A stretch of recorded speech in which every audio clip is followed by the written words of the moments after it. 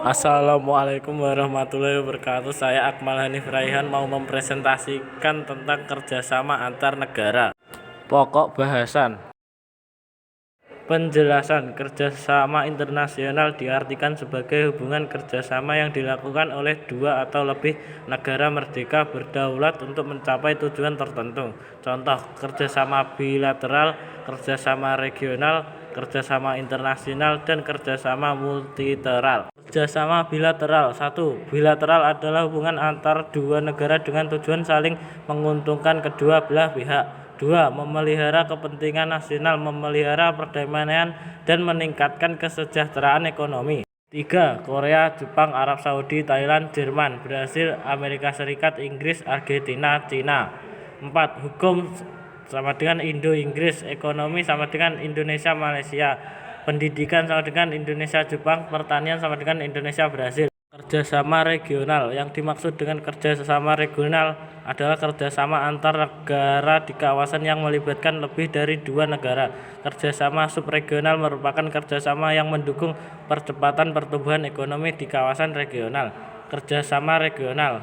Forum Regional ASEAN, Melanesian Sphere Group, Conference on Interaction and Confidence Building Means in Asia, Pacific Island Forum, Inisiatif Segitiga Terumbu Karang, Southwest Pacific Dialogue, VALAT atau Forum for East Asia and Latin America Cooperation.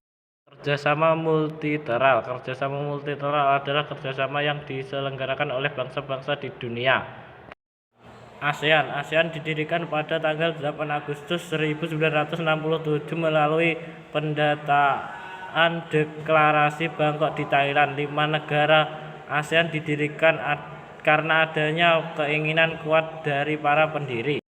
APEC. Gagasan APEC pertama kali ditemukan secara terbuka oleh mantan Perdana Menteri Australia Bob Hawke dalam pidatonya di Seoul, Korea pada tanggal 31 Januari 1989.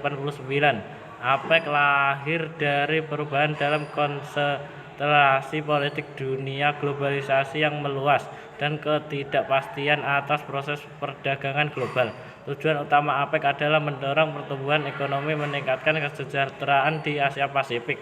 Saat ini terdapat 21 ekonomi yang menjadi anggota APEC, yaitu Australia, Brunei Darussalam, Kanada, Chili, Cina, Hong Kong, Malaysia, Meksiko, New Zealand, the Philippines, Peru, PNG, Rusia, Singapura, Chinese Taipei, Thailand, the United States, and Vietnam. Deklarasi ini pertama kali ditandatangani pada 1-2 Januari 1942 di Conference Arcadia, Washington DC.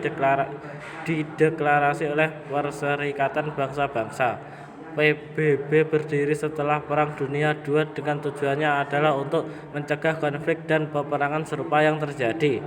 WTO. Perjanjian WTO sudah dapat ditandatangani pada tanggal 15 April 1994. Latar belakang pembentukan WTO adalah untuk menciptakan sebuah sistem perdagangan yang lebih terstruktur, transparan, dan adil bagi semua negara anggota. Tujuan pembentukan WTO adalah membuat perdagangan antar negara menjadi semakin terbuka, memakmurkan masyarakat global, dan serta menyelesaikan masalah ekonomi internasional. Prinsip pembentukan dan dasar WTO adalah untuk mengupayakan keterbukaan batas wilayah, memberikan jaminan atas Most Favored Nation Principle, dan melakukan non-diskriminasi di antara negara anggota, serta komitmen terhadap transparansi dalam semua kegiatannya. Deklarasi ini pertama kali ditandatangani pada tanggal 25 September 1969. Latar belakang DKI adalah peristiwa pembakaran Masjid Al-Aqsa di Yerusalem oleh Israel pada 21 Agustus 1969. Pembentukan DKI antara lain ditunjukkan oleh meningkatkan solidaritas Islam di antara negara anggota, mengordinasi kerjasama antar negara anggota, mendukung perdamaian dan keamanan internasional, serta melindungi tempat-tempat suci Islam dan membantu perjuangan rakyat Palestina. Pertemuan pertama kali dilakukan pada tanggal 16 April 1998 di Washington DC, menstabilkan sistem keuangan global pasca Perang Dunia II dan memberikan pinjaman kepada negara anggota yang mengalami masalah neraca pembayaran.